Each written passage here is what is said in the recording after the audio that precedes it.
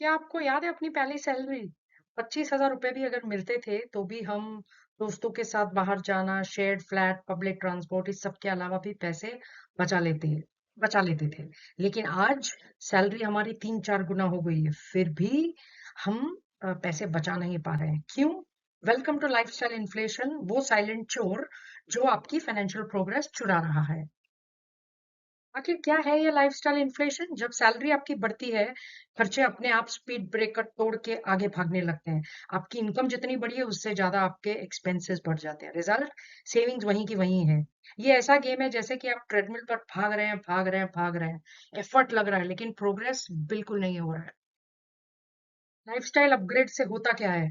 हम पहले जो 50-60 रुपए का वड़ा पाव खाते थे, उससे हम 800 या 1,000 रुपए के सुशी प्लेटर पर पहुंच गए। जो नॉर्मल फोन हमको 15,000 रुपए का मिलता है, उसकी बजाय हमको ब्रांडेड आईफोन्स चाहिए जो 1-1.5 लाख रुपए के होते हैं। शेयर फ्लैट से हम लग्जरी अपार्टमेंट्स में आ गए। हर अपग्रेड से लगता है कि रिजर्व हम करते हैं हम एक साथ। बैंक अकाउंट रो रहा है लेकिन। एक सिंपल एग्जांपल है कि अगर आपने एक 10,000 रुपए भी 25 साल की उम्र में बचा लिए होते अपनी एडिशनल सैलरी से, तो वो अगले 25 सालों में आपकी रिटायरमेंट एज तक हो जाता था 1.76 लैक्स, राइट? लाइफस्टाइल इन्फ्लेशन का मतलब है कि आपका रिटायरमेंट डिले होगा, यानी कि आपको लंबे सालों तक 30, 40, 50 सालों तक काम करते रहना पड़ेगा, फाइनेंशियल स्ट्रेस रहेगी और आपका बैंक अकाउंट होगा परमानेंट डिप्रेशन में। इस इन्फ्लेशन ट्रैप के पीछे की साइकोलॉजी क्या है? आपके कलीग को देखकर आपको फोमो बिल्कुल नहीं होना चाहिए। Please stop doing social comparison. नई चीज एक हफ्ता एक्साइटिंग लगती है, फिर नॉर्मल होता है। इसे कहते हैं हेडोनिक एडाप्टेशन। और प्रेजेंट वाले तुमको तुरंत खुशी चाहिए। फ्यूचर वाले तुम सॉरी इग्नोर। इसका मतलब ये है, आप अपने आप को आज खुश रखने के लिए आपके फ्यूचर को आप दुखी कर रहे हैं। आपको उतना ही ज्यादा लंबा समय तक काम करना पड़ेगा। Get your financial freedom. तो दोस्तों, इस चक्रव्यूह को ब्रेक कैसे कर सकते हैं? बिल्कुल सिंपल है। 50% जितना भी आप कमाते हैं उसका अपने बेसिक नीड्स में खर्चा करें, यानी कि आपका housing, basic food, transportation, health care etcetera.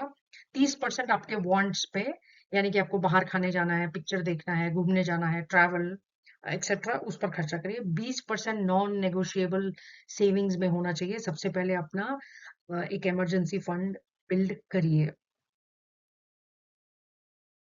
So whenever you get the next salary or the income raise, you need to adopt this principle of paying yourself first. हाँ जी, सैलरी बढ़ी है तो सबसे पहले 30% इन्वेस्टमेंट्स में ऑटो ट्रांसफर करिए। बाकी के 70% से आपके जो लाइफस्टाइल अपग्रेड्स करने हैं, आपके जरूरी खर्चे हैं, बेसिक नेसेसिटीज है, वो सब कर लीजिए। स्मार्ट स्पेंडिंग मतलब memories, health, learning and growth in life. Mindless spending मतलब status symbol, comparison, impulse shopping, क्योंकि मैं डिजर्व करता हूँ वाली शॉपिंग। एक तरफ ग्रोथ है और दूसरी तरफ खाली पॉकेट है। सोच लीजिए। क्विक रिकैप, अपने खर्चे प्लीज ट्रैक करिए, ऑटोमेटिक सेविंग सेट करिए और हर एक लाख सेविंग के पीछे अपने आप को छोटी सी एक ट्रीट दे दीजिए। सबसे इंपॉर्टेंट ये है, define what's enough for you. Instagram के फिल्टर से नहीं, अपने एक्चुअल फिल्टर से। और ये याद रखिए कि अपने नेक्स्ट रेस पर लाइफस्टाइल इन्फ्लेशन को बुलाना नहीं है, पहले अपने फ्यूचर को इनविटेशन भेजिए। Thank you for watching pocket power. Please like, share and subscribe.